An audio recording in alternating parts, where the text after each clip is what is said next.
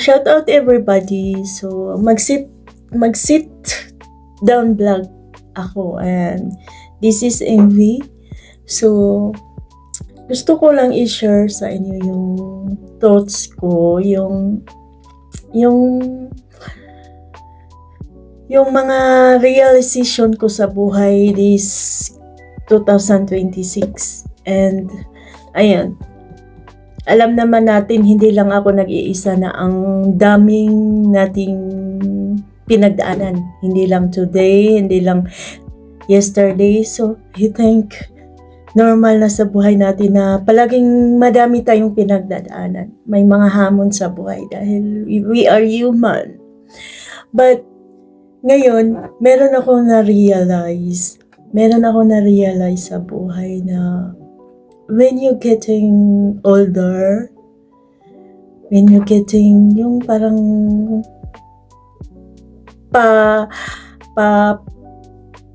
yung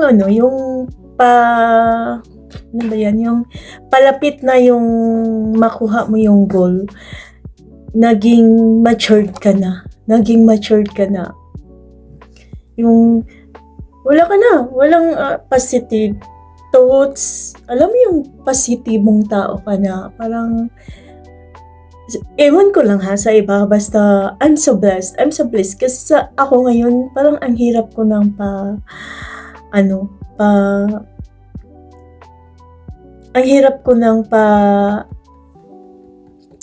what is that called? Yung ang hirap ko ng palungkutin.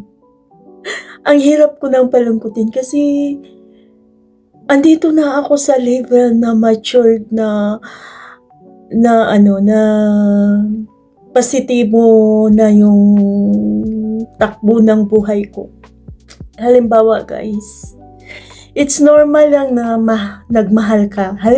It's normal na nagmahal ka. So ngayon parang I realize na pag matured ka na at may mahal ka sa buhay at alam mong hindi yun para sa iyo, parang nafe-feel mo na masaya ka na din. It's not about love life. It's about sa lahat ng bagay. Guys. So, ayun, gusto ko lang i-share sa inyo na ang ganda ng ang sarap mabuhay. Ang sarap mabuhay na maging positibo, healthy, and alam kong lahat tayo may mga pangarap sa buhay, but looking forward. Gawin lang nating positibo at don't look around. Alam mo, ako nasa YT world ako, at sa mga nakilala ko na ang dami ko ding pinagdaanan sa YT. So, hindi na ako tumitingin sa mga kasamahan ko dito sa YT. Gumagawa na ako ng hakbang kung anong ikaligaya ko. Kaligayo ka. It's worth it. I did it. I made it. So, yun. So, na-realize ko na pag bilong ka na at andyan ka na sa level na matured, ang sarap mabuhay guys, ang sarap mabuhay. Kaya gusto kong i-share sa inyo to dahil gusto kong sa mga taong hindi pa nakatungtong sa age, I'm 44 years old. Kapit lang sa mga pangarap at maging positibo lang. Alam natin na lahat tayo may struggle sa buhay, but pag andyan ka na sa tutok, ang hirap mo nang palungkutin. So, sa mga ka-age ko naman na until now is struggle pa din, umiiyak pa din sila, hindi pa din nila matatanggap yung mga araw-araw nilang mga hinanakit, is pray to God and be healthy guys. Be healthy. Workout. Guys, gusto ko lang tong i-share kasi sa mga hindi nakilala sa akin, siguro nayayabangan sila, pero ang dami kong pinagdaanan, pero nalampasan ko. So, I'm so thankful to God. Gusto kong laging i-share na sana yung mga nag-struggle ngayon sa buhay, sana kapit sila, pray, and positibo lang. Kasi pag nandun na sila sa tuktok ng tagumpay nila na malapit na sila,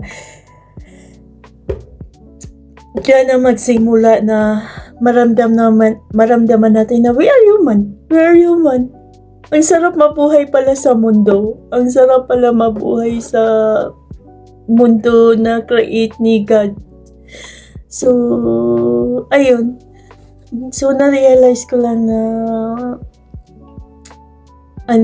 yung pinagdaanan ko, ang dami kong pinagdaanan na hinahawakan ko pa din na maging mabuti akong tao at andito na ako ngayon sa point na ang hirap ko ng palungkutin. Bakit? If may struggle ako today, I pray. Sabi ko, God, ikaw na lang bahala. Ganun. Sometimes I fall in love. God, ikaw na bahala. And second, workout. Lagi ko tong sinisigaw ng workout, exercise everyday dahil pinakamalaking help sa akin ngayon. Lalo na I almost menopause kasi I'm 44 years old. So, nababawasan na yung mood swing ko.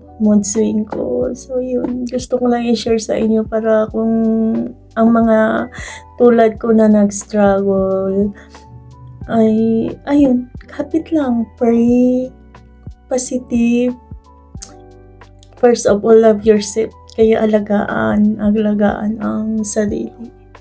And yun lang po. And God bless. This is MV. Gusto ko lang i-share sa inyo for today's video kung ano ang nasa isip at puso ko. And God bless everybody. Thank you for watching and thank you sa pag-support sa aking channel. Bye.